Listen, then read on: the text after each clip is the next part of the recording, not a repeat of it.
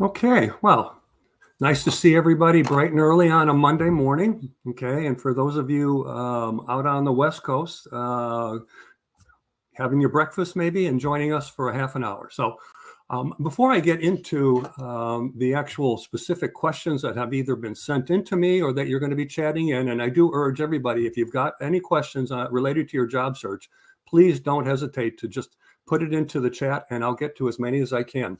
So let me just cover a couple quick things. We're going to be together now for the next 30 minutes. And I just want to mention a few quick things about the North Shore Executive Networking Group, which is an organization that I started about 12 years ago.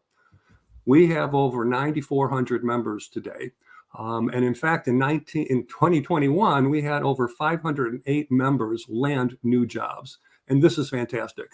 The membership is free. There's absolutely no downside to becoming a member, but there's tremendous upside because when you become a member, by just going onto our website, you're going to get access to all of our members, and you're going to get 3 job search webinar recordings from me. It's a very diverse group. We've got folks from all over the country are willing to share information and help you get introductions into companies that you may not be able to get into on your own. I urge you also to join our LinkedIn group. It's a very active organization. We have jobs that are posted up there from time to time by various companies. And it's a great place to exchange ideas with other job seekers and those who have landed, because we have over 25 individuals in this group that are holding great jobs right now. So I urge you to come on in here because it's a very safe and open place in which to gain information from other members.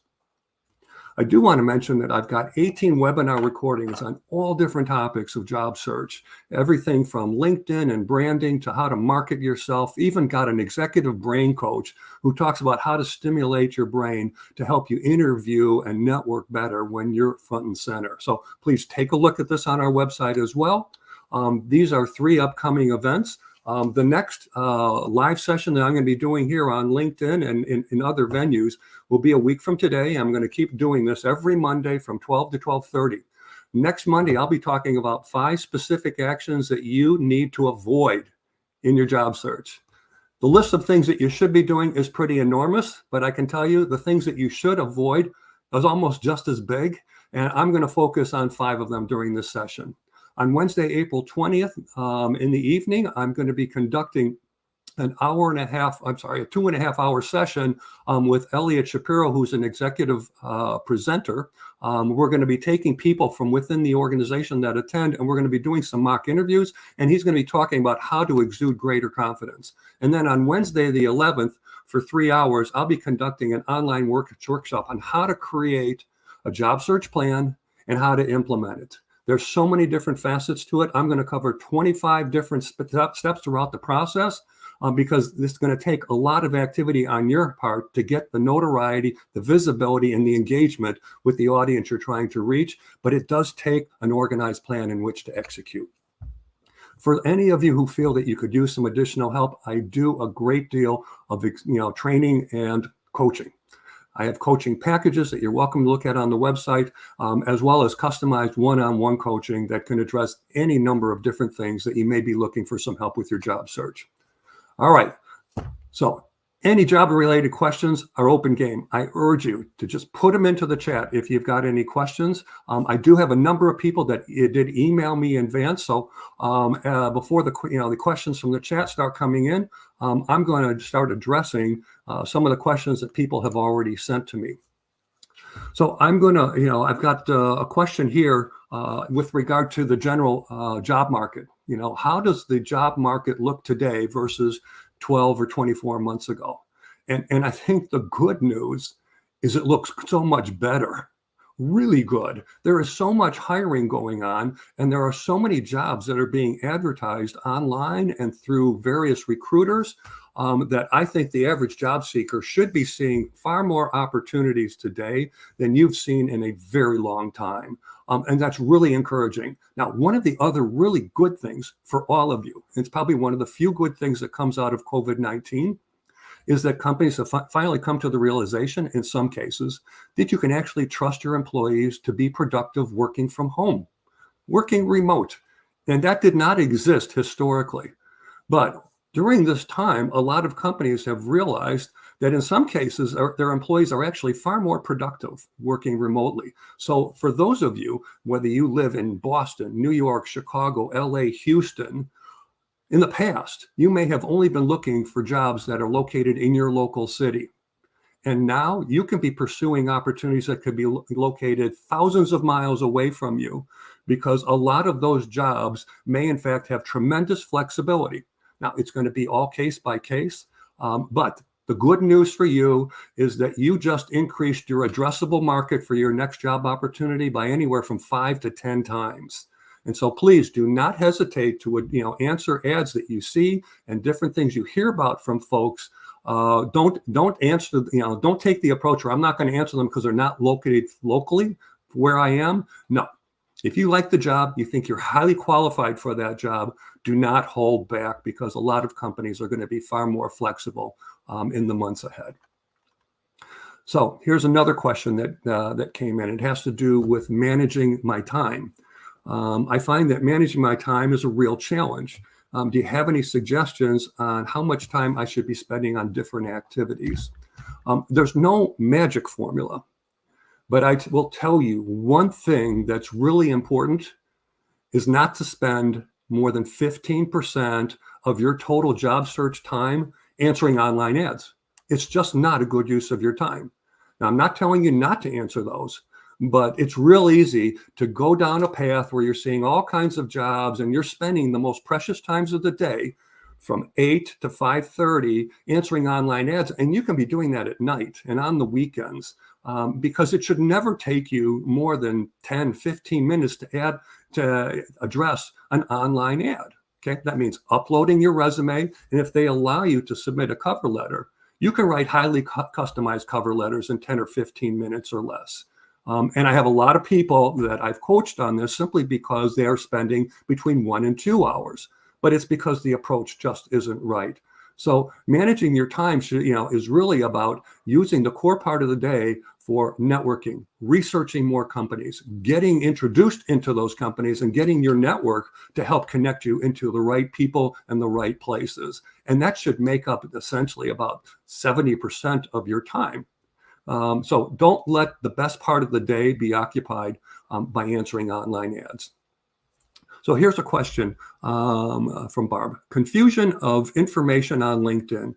How do you represent your status open to work if you were laid off due to an acquisition?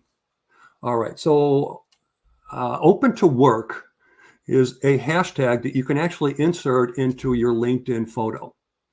And it's a green banner, and it will sit right, alongside your picture. And my opinion is, don't use it. I encourage all of the folks that I work with not to use the hashtag open to work banner. And here's why. How many people are you aware of that were hiring folks over the last several years, over the last decade? Do you know of anybody who was told, when you make your next hire, please make sure that person is currently unemployed? It just doesn't happen. I've hired a lot of people throughout my career, and I've never had anybody tell me, we want that person to be currently unemployed. But the reverse sometimes is true. There are some people that have very prejudicial attitudes about folks that are unemployed. In some cases, they think they are not as good performers as those that are currently employed. Okay, and we know COVID alone has created millions of people being let go from companies, not because of performance, because of the disease and the need for companies to cut back. But I urge you not to use that banner, because I don't think it can help you, but I do think it can potentially hurt you. There's nothing wrong with putting hashtag open to work in your about section of your LinkedIn profile, but I would not put it on the banner, because it just attracts so much attention, and that attention may not serve you well. Here's another question. How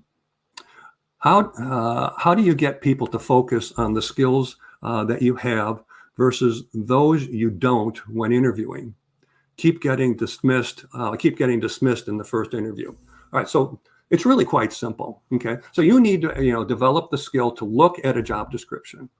And within the job description, the most important requirements of that job typically are going to sit higher up in the description itself. Why?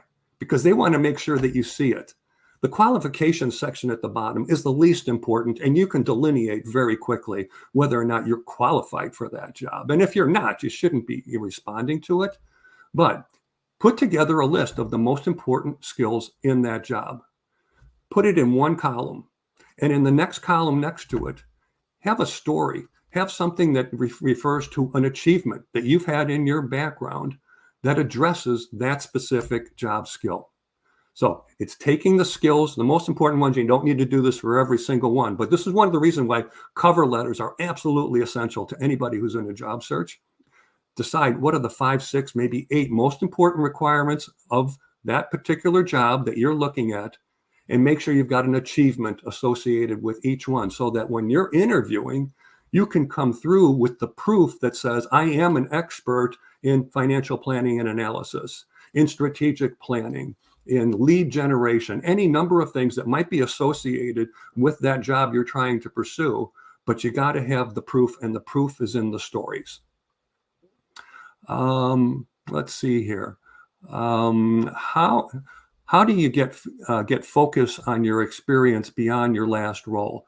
I have 20 plus years of great experience, but not in the industry from my last role. Okay, so I think the question is, how do you get focus on the experience beyond your last role? All right, so the fact is if you, in this case, it's an individual with over 20 years of experience. Okay, and you may have worked in multiple industries, and that's just fine. Everything in your past is a part of the positioning and packaging of you as a candidate for whatever job it might be. Now, if you come from or are looking for a customer-facing job, that means sales, marketing, possibly product management, your chances, particularly if you've been in the workforce for a fairly long time, and I mean probably 8 or more years, they will buy into you in part because of your industry knowledge. Now, if you haven't had that industry knowledge with your most recent position, but you have had it with previous roles, it should never stop you. It should never stop you.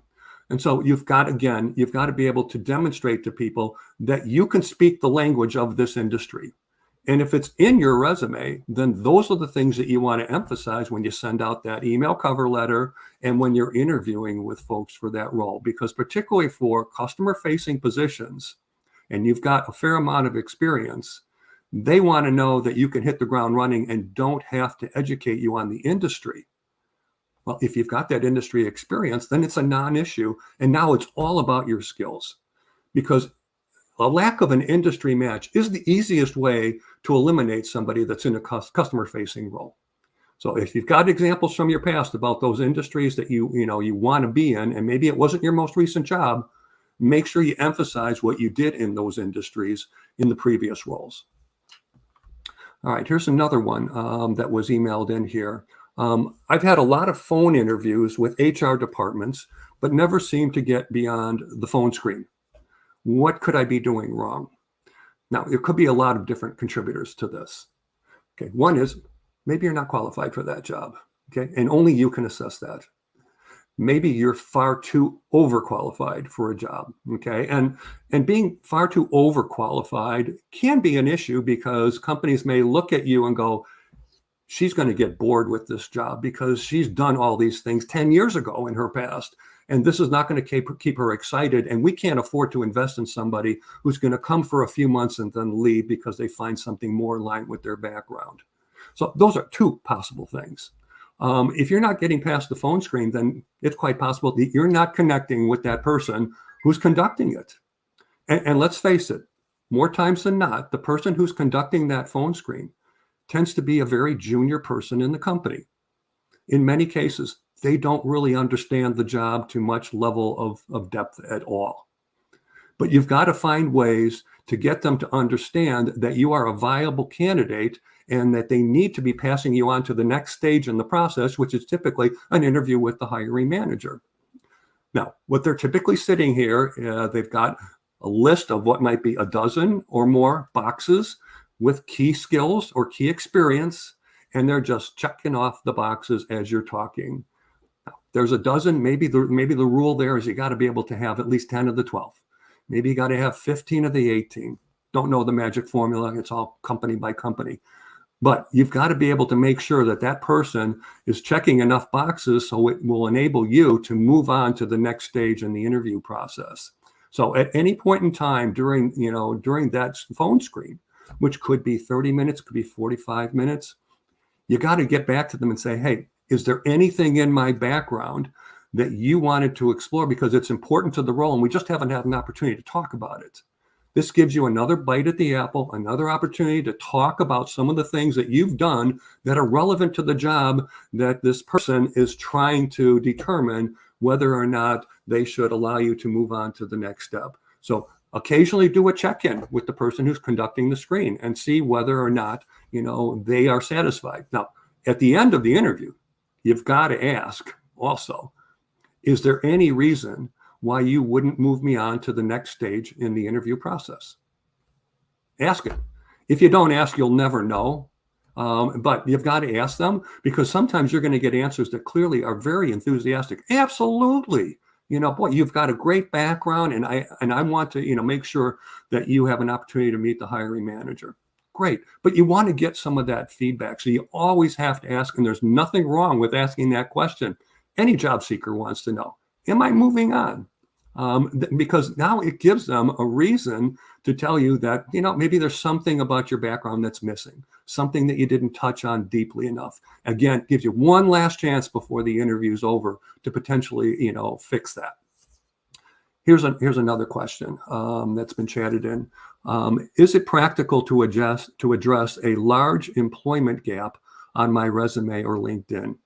I currently have a placeholder on LinkedIn. Okay. This is not an unusual situation. And we have a lot of folks that have been out of work for 12 to 36 months.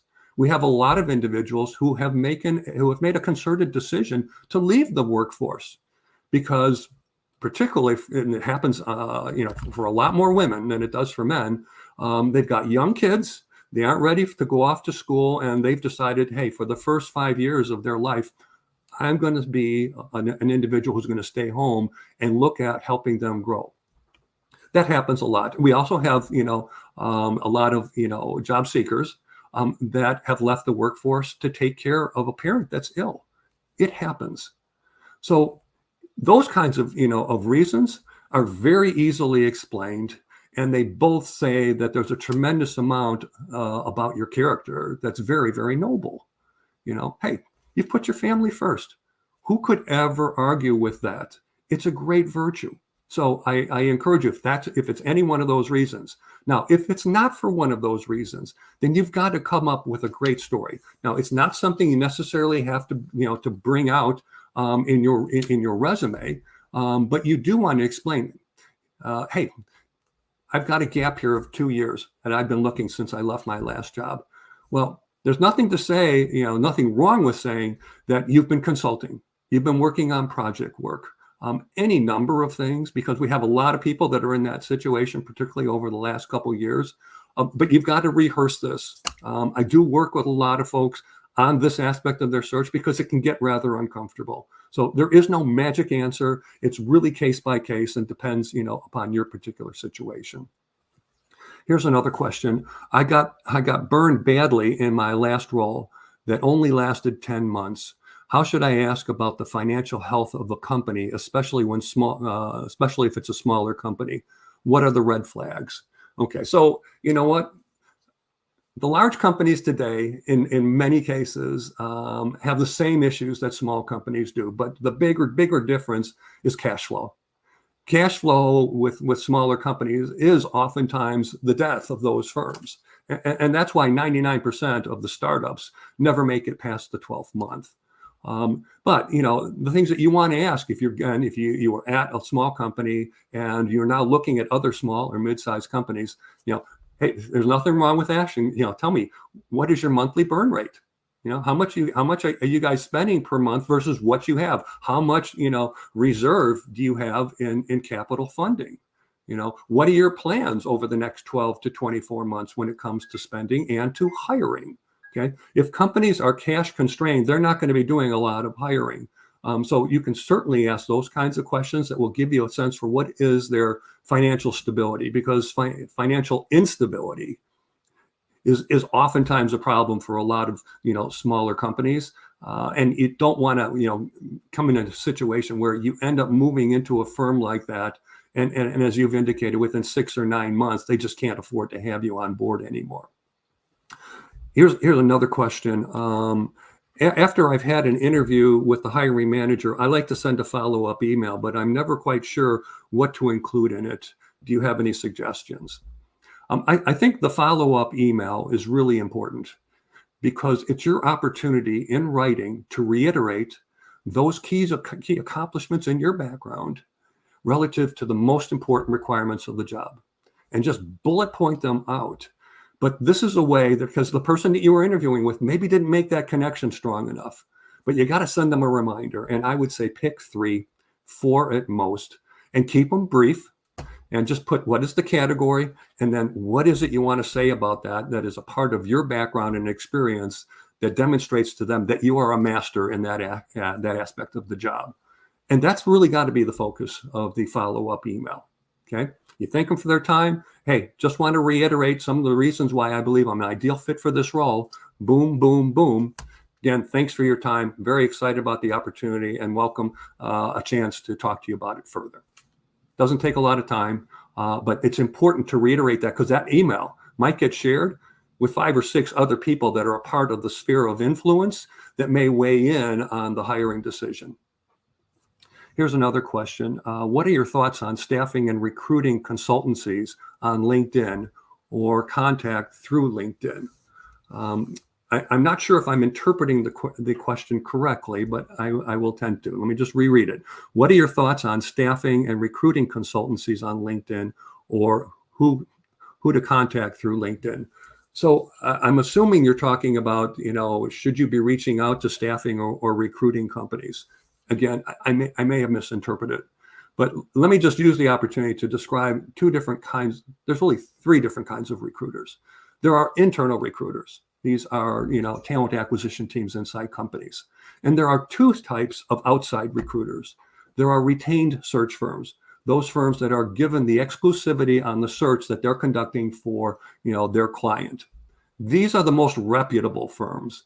Many of you may be familiar with some of the biggest ones here in the United States: Korn Ferry, Spencer Stuart, Russell Reynolds, Heidrick & Struggles, Boyden. There's many of them. And when they get a search, it's going to be extremely professionally done, and they are going to really vet candidates very deeply. Now, they represent less than 1% of the jobs in the marketplace at any one point in time, and they only tend to hire people at VP and C-suite roles. Once in a while, they might get one for a director, but it's not a good use of their time, and it's not a good use of the company's money, who's going to be paying them probably upwards of about 33% of the person's first year's salary when they get hired. So it's not a cheap hire, and they don't use it, in large numbers. So the other type of external recruiter are contingent search firms. Contingent search firms don't have the exclusive. They oftentimes are going to companies saying, I can find a candidate for you, but they don't have that exclusive. So oftentimes they may be reaching out to candidates saying, hey, I've got a company, I'd love to, put your name in for potential candidacy. But you have to be careful with them. You want to tell them first that if you allow them to do that, that they cannot introduce your resume into any other firms without your written permission. And that's important, because you don't want them now sending out to 30 and 40 companies, which in effect could increase your asking price by anywhere from 20 to 25%. And you don't want that. But if they have a job that they say, of course, they're going to give you the job description, and you think it's a great fit and it's not a location where you have connectivity, then that's something that's worth doing. So I hope that helps adjust the question. Here's another question that came in with regard to resumes. I graduated from college 6 years ago and have been working in technology firms. I've been told by many recruiters to keep my resume to 1 page. What's your opinion? All right, I'm going to make 2 comments on this. One is 1 page. No, no, unless you don't have enough to say. Unless you don't have enough to say about your accomplishments. But if you do, there's nothing wrong with going on to a 2nd page. And for those of you who've been in the workforce for 15 or more years, 3-page resumes are perfectly fine. But again, they should all be focused on your achievements. Every bullet point should be about something that you accomplished. Now, I'll add on a question to this, and that's that I'm oftentimes asked from people, I've been told never to go back further than 15 years in my resume.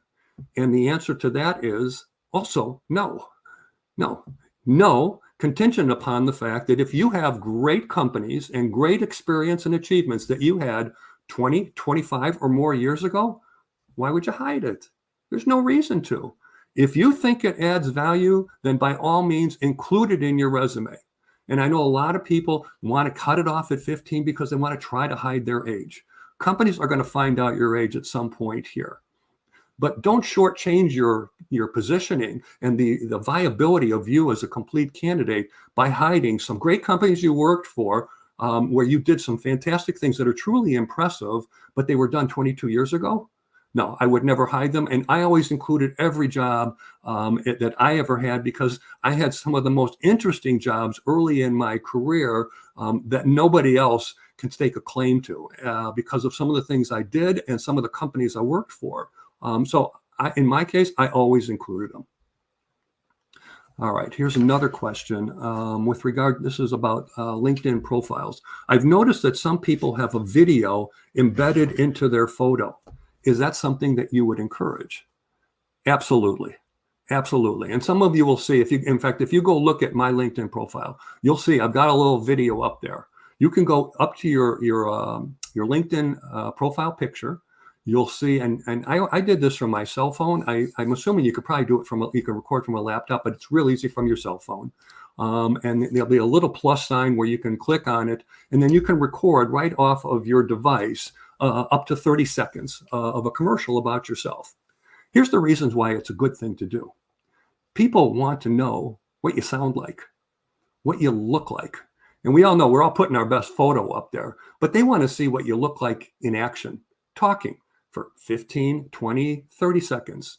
You can't exceed 30 seconds in this, but it's a great way to let people know a little bit about your level of enthusiasm, the excitement you exude, and in a few words, what you are all about, above and beyond what might be sitting on your resume or your LinkedIn profile. So I absolutely encourage people to do this.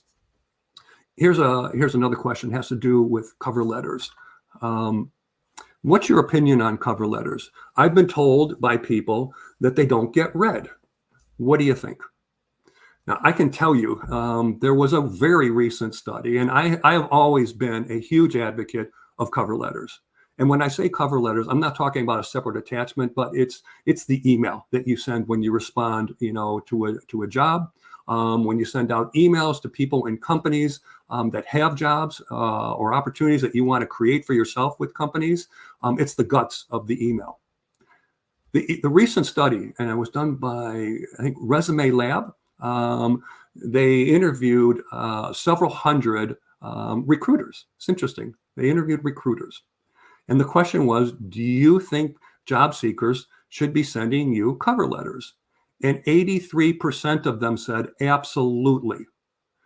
Now, what's interesting is the findings of the survey, which also included job seekers, found that only 38% of job seekers were sending cover letters because they are under the impression that you don't need to.